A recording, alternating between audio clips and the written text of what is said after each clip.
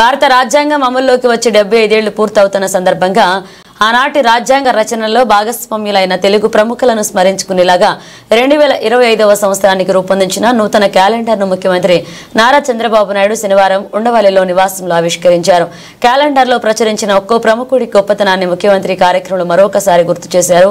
Go back Simon అంటూ తెల్లదొరలను ఎదిరించి స్వాతంత్ర ఉద్యమంలో తెగువ చూపిన తెలుగు ధీరుడు శ్రీ టంగుటూరి ప్రకాశం పంతులు భారత రాజ్యాంగ రచనలోనూ అంతే చొరవ కనబరిచారని ముఖ్యమంత్రి చంద్రబాబు నాయుడు అన్నారు.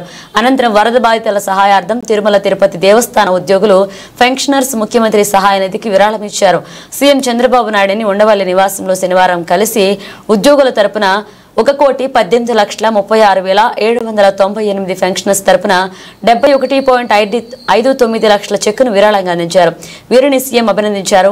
అంతకుముందు టీటీడీ అర్చకులు సీఎం చంద్రబాబును ఆశీర్వదించి స్వామివారి తీర్థ ప్రసాదాలు అందజేశారు. ఈ కార్యక్రమంలో ముఖ్యమంత్రి నారా చంద్రబాబు నాయుడు ఆంధ్రప్రదేశ్ శాసన వ్యవస్థ కోసం తొలిసారి ప్రవేశపెట్టిన సామాజిక మాధ్యమ ఖాతాలను కూడా ప్రారంభించారు. ఎక్స్ యూట్యూబ్లో